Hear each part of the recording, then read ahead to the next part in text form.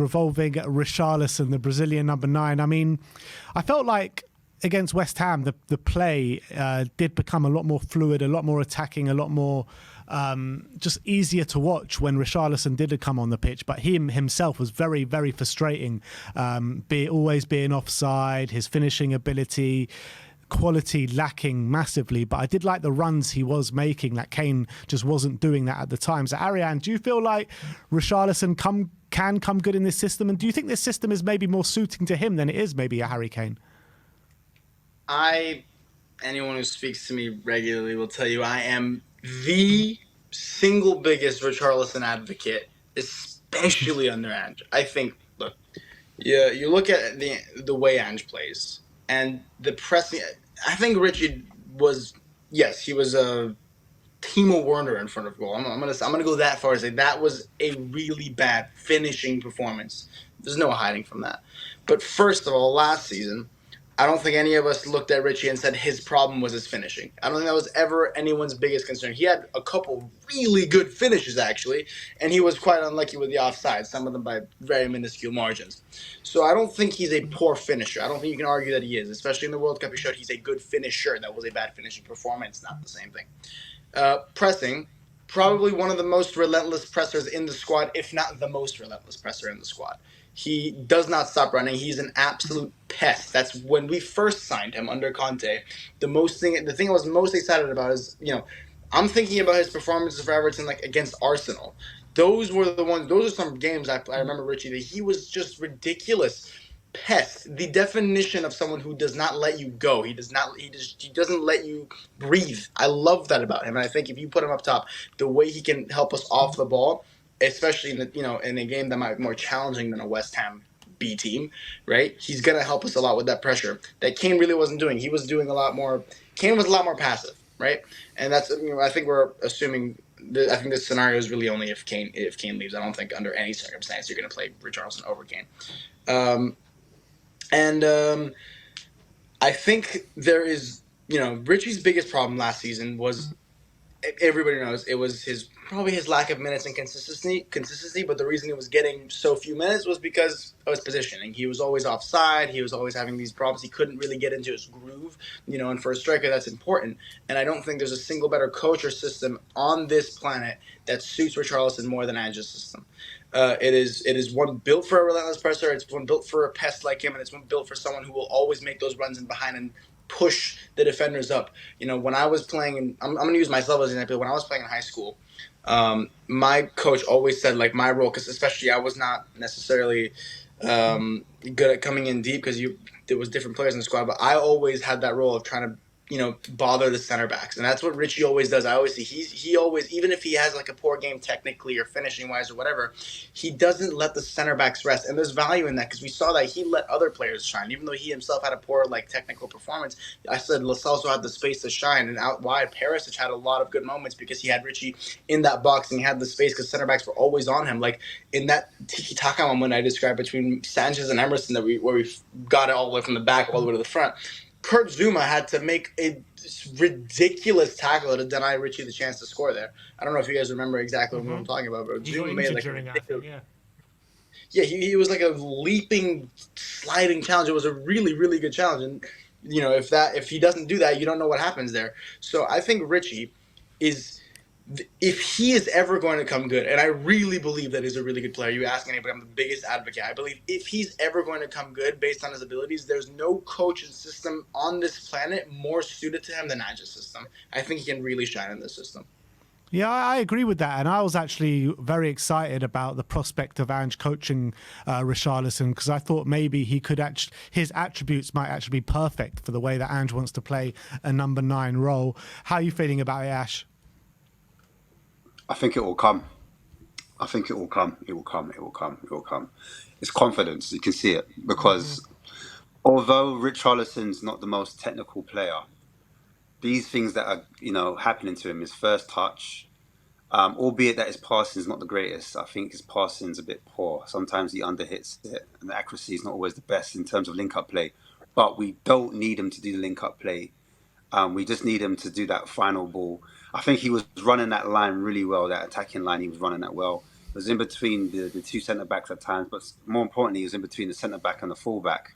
So it was getting the blind side of the centre back, so they didn't know where to be, and that gave, like Aaron was saying, Perisic a lot more space, and that helped him a lot. There were certain times where I saw Richarlison run across the 6 yard box diagonally, and then get the ball and then cut it back, and he set up the Celso for a charge for a chance.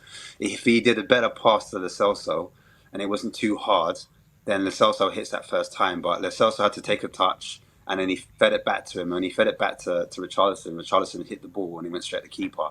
But I just think there's certain times when he just needs to slow it down because he's trying too hard, because he knows that he's got that 60 million price tag on his head. He really wants to be the Brazil number 9 that he can be for Spurs. And there was a chance where it was offside, but he kind of had a chance where he leant back. I think it was on Zuma, and he leant back and he took a shot. He actually beat the Zuma, and he leant back, he took a shot, it went over. I think it hit the crossbar. But if he takes his time, he steadies himself, and he does what Kane does, put his arms across the body of the defender, takes a touch, and then sets himself, then he's able to put that chance in the back of the net. So I just think the more chances he has, a bit like Nunes with Liverpool, he needed like 20 chances before he scored a goal. I feel like with Richarlison, because he's more of a box striker, not a link striker, I think that will happen. The more chances we create for him, the more confident he will get, and then he'll be used to getting in that position. He will just finish it off. He'll finish those chances off, the ones that he was missing. So once he gets his balance right, once he gets that first touch right, it'll become instinctive. Once the ball hits the back of the net, because even when he had the header and he headed it straight at the keeper, I think it was a flick on from either Doji or Sanchez. If it was a flick on and it came to him, he saw it a bit late and he headed it and it went straight to keeper. The more chances he gets like that, he's going to start to finish off. He's going to bury them, and before you know it, he'll have like 10 plus goals. Like Nunes' first season, he got 9 goals for Liverpool. But again, it all comes down to the pressing, and it comes down to the players around you. Do you know what I mean? So I think this season, if he just is positionally carries on the way he is and stays disciplined in that area, works on those runs, because a lot of those runs were offside. He needs to work on bending and runs and this timing. I think it's the timing that he needs to work on more than anything. If he gets that timing right, you'll be dangerous. You will be. You will suit that end system to a T. Do I think there's better out there? If Kane goes, I expect us to buy another striker to challenge him. And will Richarlison react better towards that, having another striker alongside being in competition for him? I think, yeah. I think all his life he's had adversity. He's Brazilian, of course. They've always had troubles growing up. They've had to fight all their way through, and you see that in his style of play. He looks like he has to fight his way into a game. He's definitely a fighter, yeah. Yeah, he's definitely a fighter. So I think another striker won't throw him off. I think that will do him all the world of good. So yeah, that's my analysis on Richarlison in that game in particular. I just think it will come. It will happen for him. Ash, would you be mad at if Kane was to go this summer to have Son and Rishi as your number 9s and invest more in another winger? I'm all about the team. So if Kane's unsure, he's got I want people that are 100% for it. If he's unsure and he's all about, I'm open, I could stay or I might go. Nah, I want someone that's fully on board. They want to be here. They're buying into the project. And to be fair to Kane, he's done his time. He's done 9 to 10 years. I'm like, if Sonny was, people are like, oh, look at Son, he batted away Saudis straight away, but that wasn't Bayern Munich. Do you know what I'm trying to say? So it's hard to kind of put the two together. But Son seems like he's committed. I'm not going to lie. Son seems like he's committed. So I would rather give Son and Richarlison a go if Kane's unsure if he's going to sign a contract. Why not rebuild? I'd rather get that money now and try to build that squad. I tried to put that money back into the squad straight away rather than waiting to the end of the year or the end of the season and then Kane going to a rival and then scoring a hat-trick against us. Do you know what I mean? I'd rather him go to the Bundesliga and him be happy over there. Like, why not? But I'd rather have Sonny as an inside forwards and Richarlison as the target man. Do you know what I mean? In my opinion. So Sim, as one of the biggest Richarlison advocates before he joined, do you think he's going to come good? Yeah, I do think he's going to come good. I think Ashmatic is absolutely spot on. He clearly has a massive confidence problem right now. You can see every chance he misses, he's in his own head. He's puffing out his cheeks. His eyes are up in the air. It actually reminds me a lot of that 10-game spell when Kane went in a goalless spell like 8 years ago. It was just after he broke into the team and he was like flying, and then the start of the next season, he like the first 10 games he was like goalless, and everyone was like wondering, is this guy actually a one-season wonder or not? And then all of a sudden he got one goal, and then the instinctive finishes started coming back to him, and he started taking things first time. And I think that's exactly what's wrong with Richarlison right now. He's overthinking things. He's completely he's in his own head. He needs to be going back to his instincts like he was at Everton. He needs to be going for those penalty box strikes again. And I think as soon as he gets a goal and he gets that confidence back, the goals will start to flow. As long as he keeps making those runs. I know it's frustrating that he's constantly offside, but in a way you don't have. Obviously, you have to time your runs better, but you do have to toe that line if you're going to be running beyond the last defender, where you will be caught offside if a number of times. You have to obviously work on that. But I don't see it as a massive negative. It's a negative that he's too often offside. I've literally never seen a player more offside than Richarlison. He's definitely offside too often. I take that point, but you kind of have to toe that line a bit. And obviously right now maybe he's getting it a bit wrong, but you do have to toe the line of risking being offside if you're going to try and beat that offside trap and try and get beyond the last defender and create space for your fellow teammates and the attacking mids in the half spaces. You're going to do that. You're going to keep needing to keep making those runs beyond the defender to open up that space. So at the moment he's getting caught offside, but I'm sure that will revert very shortly as soon as players work out his runs more, and as soon as he starts to get a better sense of when he should be running. I'm sure that'll work itself out. I think the performance against West Ham, as much as his finishing was very bad, and there was a couple of really bad hold-up play moments as well, there was some good. I did think the better team performance was a bit down to him. I think there was one moment where he hit the post. That was like a really nice turn and shot, which was unlucky. And there was a really nice link-up play between him and Lo Celso inside the penalty box when Richarlison had a shot blocked as well. So there was some good stuff. You got to remember, didn't he have an injury as well? He's come back from injury not so long ago. He hasn't had a long time with Ange at all. He was back even late. He was back a day later than all the other international players as well. So he's had even less time with the rest of the team. I just think he needs a confidence boost. He needs an arm around the shoulder. He needs to be told how good he is, because I think even he's starting to doubt that at the moment with his lack of goals. He's confessed to the media a number of times how bad his first season was. He keeps saying how he needs to repay the big price tag, and all the support all the fans showed him. It's time for him to repay that, and obviously there's part of some truth to that. But he's got to have that belief in himself that he is that player, and he will return to that. And he needs to start feeling the love. So I do think he'll get good. I just think he needs that confidence. He needs a goal badly. Yeah, but Richarlison's got a big problem, and that problem is in the big shape of Harry Kane. And where does Richarlison fit in to this team, this starting 11, whilst Harry Kane is still here, Ariane? I think the way things are going, we might be looking at the end of Kane and Spurs. I don't know. I'm not saying for sure. It just feels like that because of just what's going on.